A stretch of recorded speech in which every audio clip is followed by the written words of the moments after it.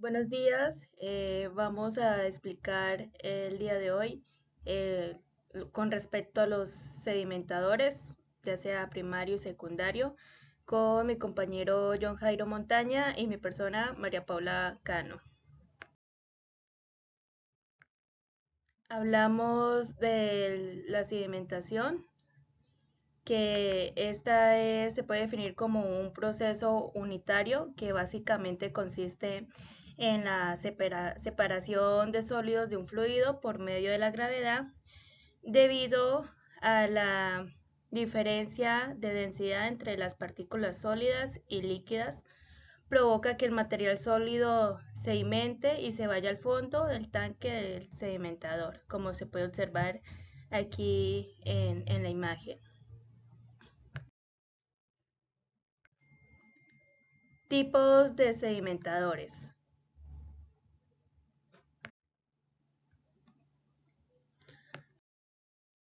El sedimentador de flujo horizontal y vertical pueden tener una forma circular, rectangular o piramidal. En cuanto a su funcionalidad, son exactamente iguales. Solo se diferencian en la forma como desplazan el sedimento. Si el sedimento se desplaza perpendicularmente a la dirección del flujo de agua, estamos hablando de un sedimentador de flujo horizontal. Pero si el sedimento se desplaza en paralelo y contracorriente, el flujo del agua estamos hablando de un sedimentador de flujo vertical. Después tenemos el sedimentador de alta tasa, que se diferencia del resto por poseer placas inclinadas para aumentar la eficiencia de clarificación con poco espacio, además de poseer un periodo de retención de no más de 15 minutos, en comparación de un sedimentador convencional con periodos de retención de por lo general de más de 2 horas.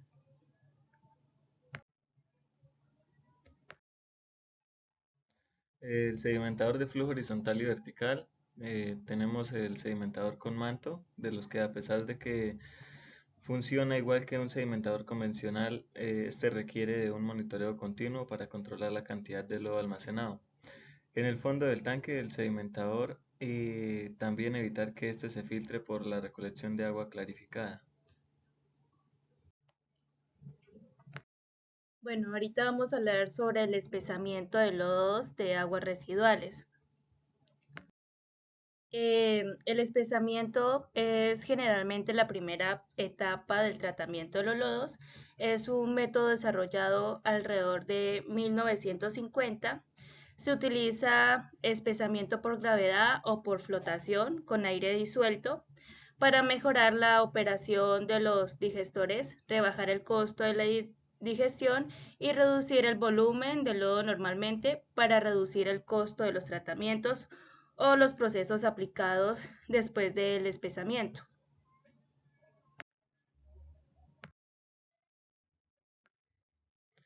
Eh, ahora hablamos de espesamiento por gravedad. La sedimentación es un método común para separar sólidos de líquidos en un tratamiento de aguas. Cuando la separación es para producir un efluente libre de sólidos, se llama clarificación. Y cuando es para producir un lodo concentrado, se denomina espesamiento. Tenemos los métodos de manejo de lodos. Como puede verse, el método más usado para el manejo de lodos de las aguas residuales es el de aplicación sobre el suelo, probablemente pues por su bajo costo y porque en este método el lodo es un recurso y no un desecho. Le sigue también en importancia la incineración, que es un método ventajoso por la alta reducción de volumen, que es la eliminación de residuos orgánicos peligrosos y organismos patógenos. Sin embargo, tiene como desventaja el alto costo del combustible y la necesidad de secar el lodo considerablemente antes de incinerarlo.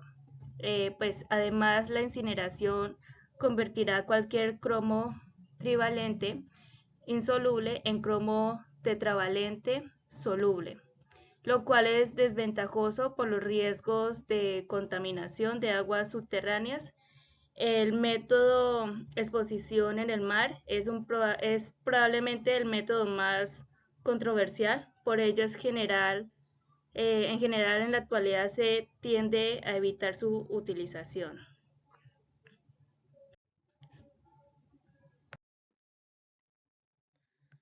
Los espesadores por gravedad son sedimentadores dotados con barredora de lodos para producir un lodo más concentrado que lo aplicado. El espesador se diseña con base en una concentración específica y esperada de lodo espesado.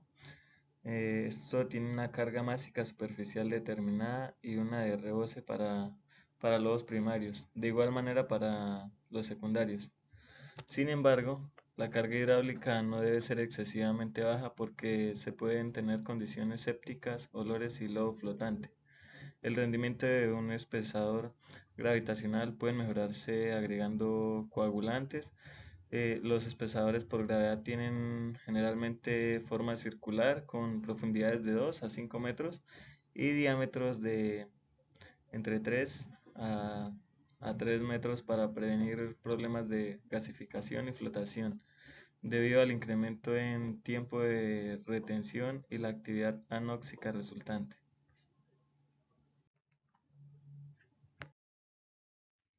Eh, Se deben tener en cuenta las siguientes precauciones en espesamiento por gravedad de lodos activados. Si la temperatura del agua residual eh, es mayor a 20 grados centígrados, solo se debe usar espesamiento por gravedad. Cuando la edad de lodos es mayor de 20 días, se debe mantener el lodo en el espesador menos de 18 horas para reducir los efectos indeseables de la actividad biológica. Además, se debe seleccionar un tanque de diámetro menor a 12 metros.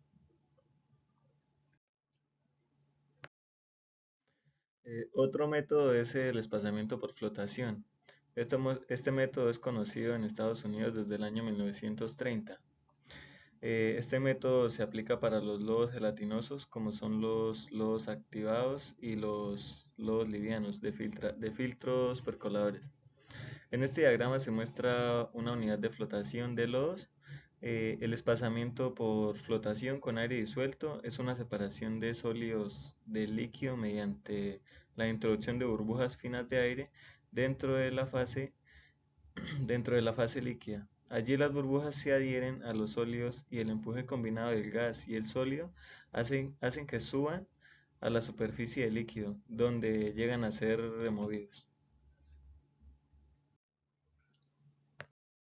En la siguiente figura mostrada es el sistema de flotación para aire disuelto. Se hace una presurización de una porción del sobrenadante del tanque de flotación y allí se mezcla con los lodos afluentes.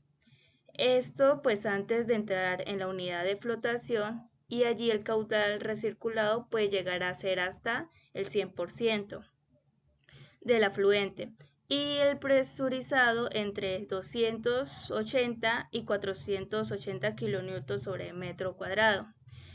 Y el aire que se introduce en el tanque de saturación se disuelve en el caudal recirculado y entre el 40 y 90% del oxígeno y el nitrógeno del aire que entra se disuelve en el líquido dentro del tanque de disolución. Se observa ahí que en la válvula eh, liberadora de presión, esta puede controlar la pérdida de presión y se distribuye el caudal a medida que el aire se desprende de la solución de este sistema de flotación por aire disuelto. Bueno, para incluir también como equipo adicional está el equipo de dosificación de compuestos químicos. Este es para el acondicionamiento del lodo y de diferentes elementos de control.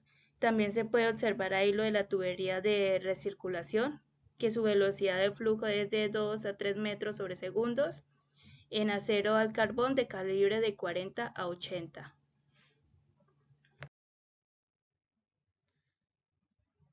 El rendimiento de un sistema de flotación por aire disuelto. Pues el rendimiento de este sistema de flotación de lodos pues depende del tipo de características del lodo aplicado y también de la aplicación principal del sistema de flotación por aire disuelto. Este consiste en espesar los lodos del proceso de lodos activados, siendo factores de gran importancia. El índice de volumen volumétrico de lodos en la carga sólidos en la relación aire-sólidos y la aplicación de polímeros para el acondicionamiento. Ya por último tenemos el diagrama de flujo de un sistema continuo por flotación. Pues preferiblemente debe ser un sistema separado del desnatador, es decir, que opere solo cuando se requiera. Esto para evitar lo perdido en la captura de sólidos, que opere por lo regular una vez por turno de la operación. Y finalmente, la unidad de explotación posee pantallas para paso por debajo de la fuente y clarificado, también un vertedero de rebose para descargar el canal de la salida.